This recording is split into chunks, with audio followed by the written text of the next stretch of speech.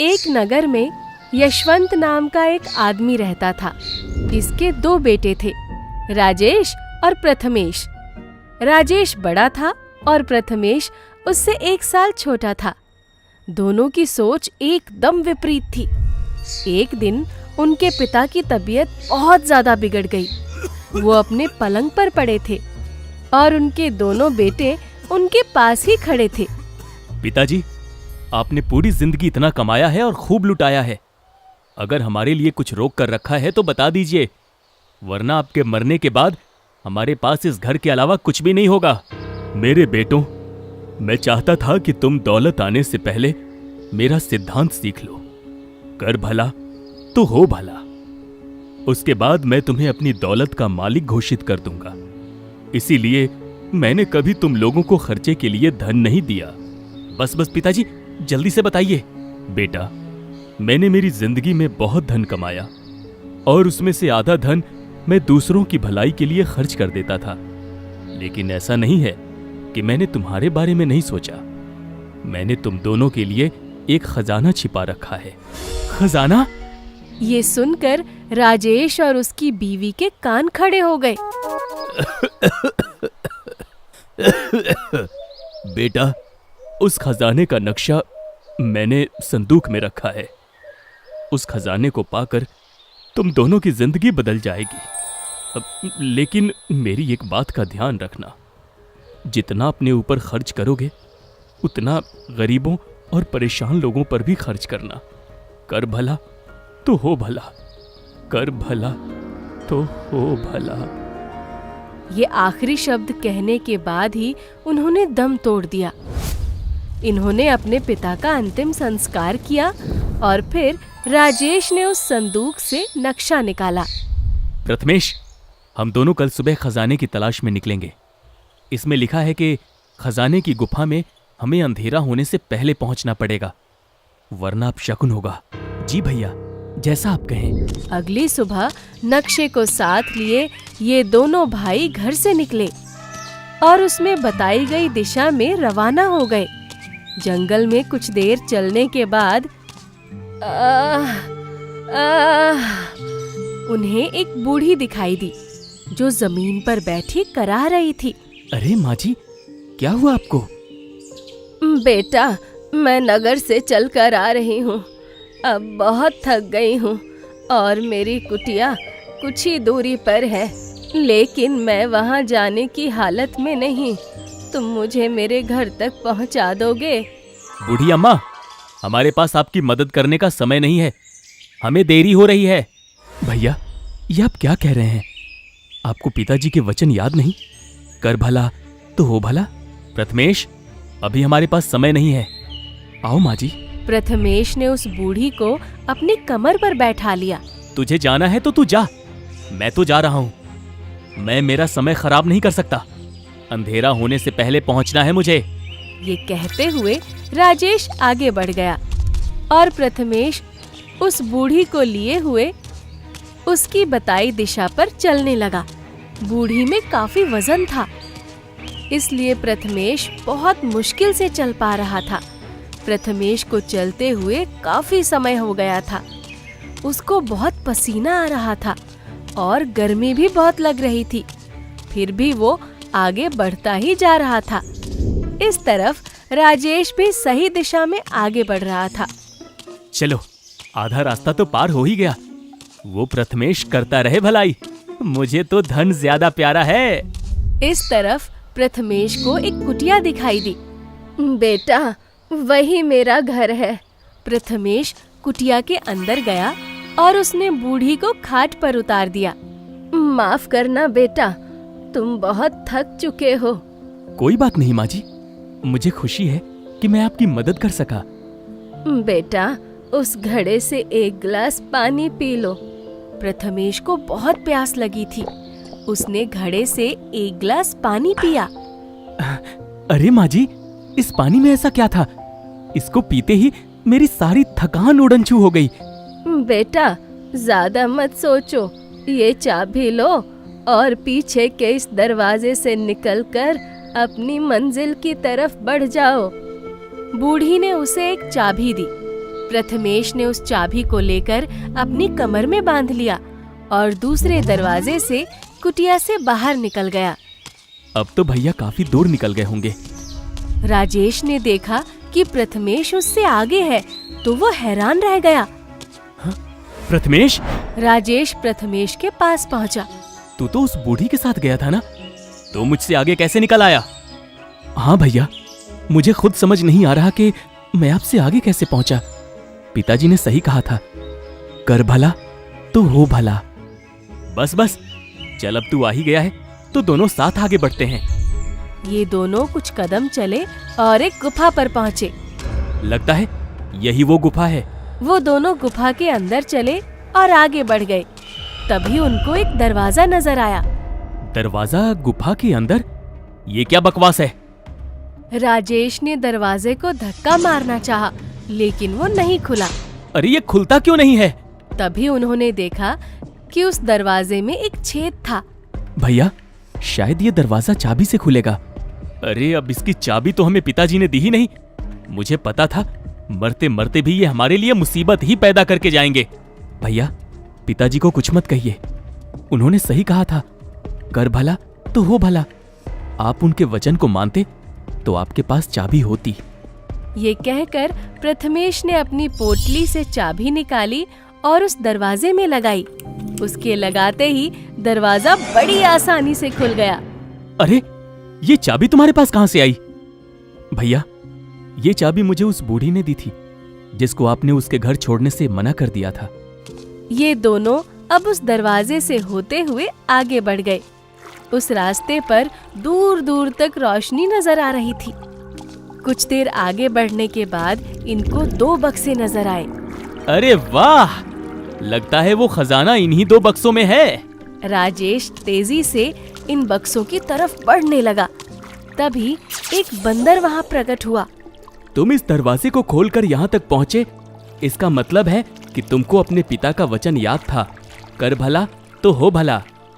हाँ, हमें अपने पिता के वचन पर पूरा विश्वास है। बहुत अच्छे, तुम इस धन को लेकर जा सकते हो, लेकिन अपने पिता के वचन को हमेशा याद रखना, कर भला तो हो भला। ये सुनकर राजेश का चेहरा गुस्से से लाल हो गया और वो दोनों अपने अपने खजानों को लेकर घर पहुंचे। आ गए आप? मैं कब से आपका इंतजार कर रही थी। हाँ माधवी, हम आ गए। भैया, पिताजी चाहते थे कि हम इस खजाने का आधा हिस्सा गरीब और परेशान लोगों में दान कर दें, तो पहले आधा हिस्सा दान करने के लिए निकाल लेते हैं। प्रथमेश, तुम इतना ज्यादा भाव मत खाओ। अभी हम पूरा धन ले जा रहे हैं। जो भी दान पुण्य करना होगा हम अपने आप करेंगे। ठीक है भाभी जी, जैसा आप कहें। अब इन दोनों भाइयों ने अपना अपना घर आमने सामने बनाया और आराम से रहने लगे। एक दिन एक बूढ़ा आदमी और बूढ़ी औरत राजेश के घर आए। राजेश बेटा, तुम गांव में सबसे धनी हो, मैं बहुत परेशान हूँ, मेरी मदद कर दो। अरे धनी होना पाप है क्या? मैं भला तुम्हारी क्यों मदद करूं? हाँ, हो कौन तुम?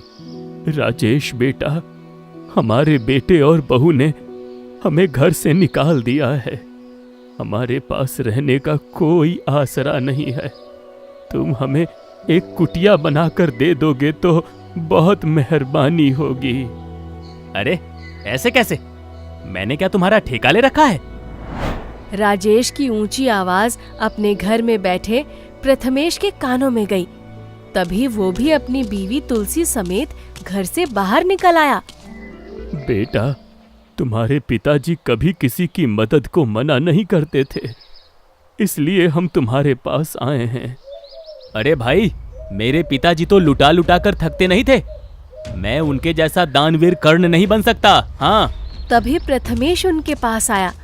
आप फिक्र मत करिए बाबा, मैं आपको एक सुंदर घर बना कर दूंगा। प्रथमेश ने उनको एक घर बनवा दिया और दोनों बूढ़ा बूढ़ी उसमें आराम से रहने लगे। अगर इसी तरह से दान पुण्य करते रहे ना, तो तुम्हारे पास कुछ नहीं बचेगा प्रथमेश। मेरे साथ कुछ गलत नहीं हो सकता भैया, क्योंकि मुझे पिताजी के वचनों पर पूरा विश्वास है, कर भला तो हो भला। प्रथमेश इसी तरह से दान पुण्य करता रहा और उसका धन खत्म होता जा रहा था। वहीं राजेश अपने धन को अपनी जान से लगाकर रख रहा था और उसका धन बढ़ता जा रहा था। एक दिन एक लड़की रोते हुए प्रथमेश के दरवाजे पर आई। क्या हुआ बेटी, तुम रो क्यों रही हो? प्रथमेश चाचा, मेरे पिताजी मुझे बोझ समझते हैं। उन्होंने मुझे घर से निकाल दिया है। मैं एक लड़के को पसंद करती हूँ और उससे शादी करना चाहती हूँ, लेकिन मेरे पिताजी मेरी शादी पर एक मोहर भी खर्च नहीं करना चाहते।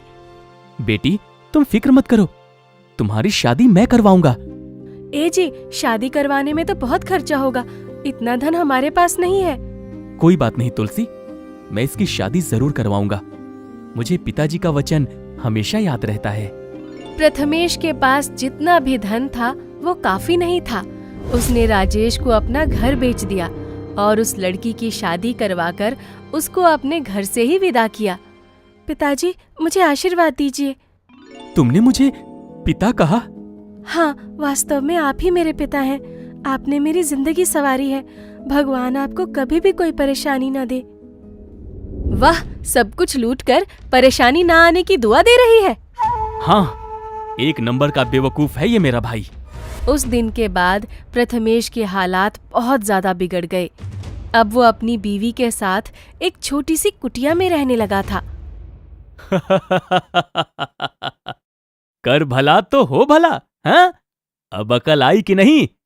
अगर हमारी तरह धन बचाकर चलता ना, तो तू आज भी अपने उस बड़े से घर में ही रह रहा होता, जिसका मालिक अब मैं हूं।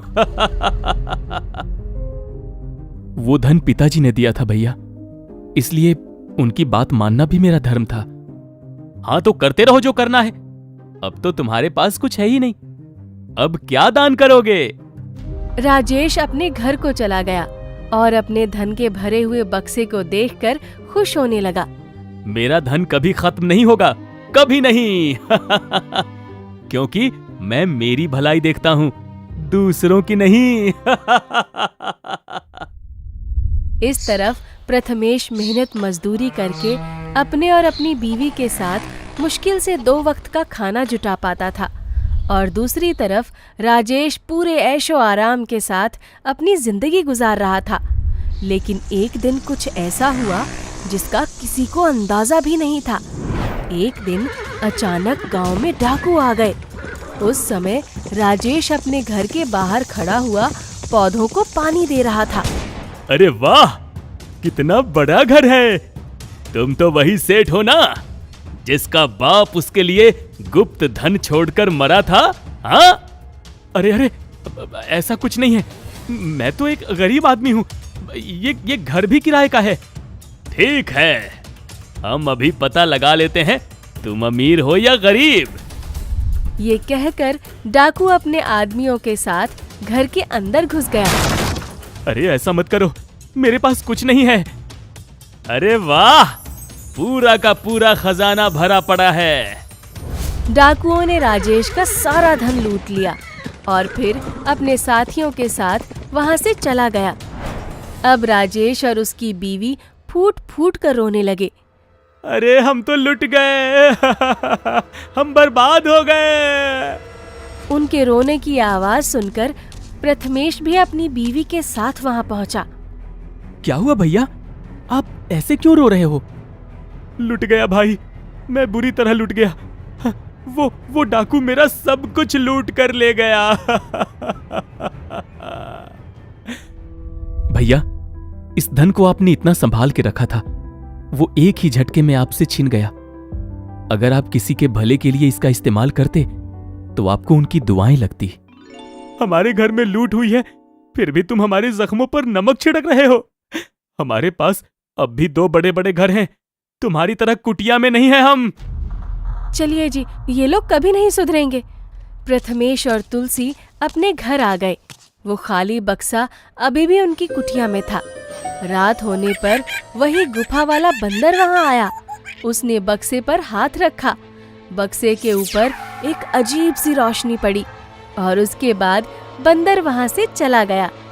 सुबह होने पर जब तुलसी और प्रथमेश सोकर उठे तो उनकी आंखें हैरानी से फटी की फटी रह गई। अरे ये क्या, खजाना? उन्होंने पाया कि वो बक्सा पूरा धन से भरा हुआ है। लेकिन ये बक्सा तो खाली हो चुका था, ये भर कैसे गया? प्रथमेश उसी समय उस बक्से को लेकर राजेश के पास पहुंचा। भैया, आप मेरा घर मुझे वापस दे दीजिए और इसमें से जितना चाहे धन ले लीजिए। धन का भरा बक्सा देखकर राजेश और उसकी पत्नी हैरान रह गए। ये क्या? तुम्हारा धन तो खत्म हो गया था, फिर ये कहां से आया? तभी वही बंदर वहां आ पहुंचा। राजेश और प्रथमेश, तुम्हारे पिता ने ये मायावी खजाना मेरे पास रखवाया था और मरने से पहले उन्होंने तुमको आज्ञा दी थी कि तुम उनका वचन कभी नहीं भूलोगे। कर भला तो हो भला। मायावी खजाने का रहस्य ये था कि इसमें से जितना तुम दूसरों के भले के लिए खर्च करोगे, ठीक 90 दिनों के बाद उससे दोगुना खजाना इस बक्से में आ जाएगा। इसलिए प्रथमेश ने अपना जितना भी खजाना लुटाया था उसका दोगुना उसे मिल गया। और राजेश, तुमने सिर्फ अपना भला सोचा, इसलिए तुम्हारा जितना भी धन था वो तुमको अब कभी वापस नहीं मिलेगा। ये सुनकर राजेश और उसकी बीवी का सर नीचे झुक गया। मैंने ठीक नहीं किया, मैंने पिताजी की बात नहीं मानी। अगर उनकी बात मानता तो मेरे पास भी आज पहले से ज्यादा धन होता। हाँ, हम लालची थे और इस लालच ने हमसे हमारा सब कुछ छीन लिया। उन दोनों की आंखों से आंसू निकल पड़े। भैया, आप फिक्र मत कीजिए, आप मेरा घर मुझे दे दीजिए और जितना धन आपको चाहिए ले लीजिए। मेरे होते हुए आप परेशान हो ये मैं नहीं देख सकता। तुम बहुत अच्छे हो मेरे भाई, तुम बहुत अच्छे हो। इसके बाद प्रथमेश ने राजेश को कुछ धन दिया और अपने घर में फिर से अपनी बीवी के साथ अच्छे से रहने लगा। वहीं राजेश भी अब लालच छोड़कर अपना जीवन अपने पिता के वचन को मानते हुए गुजारने लगा। कर भला तो हो भला।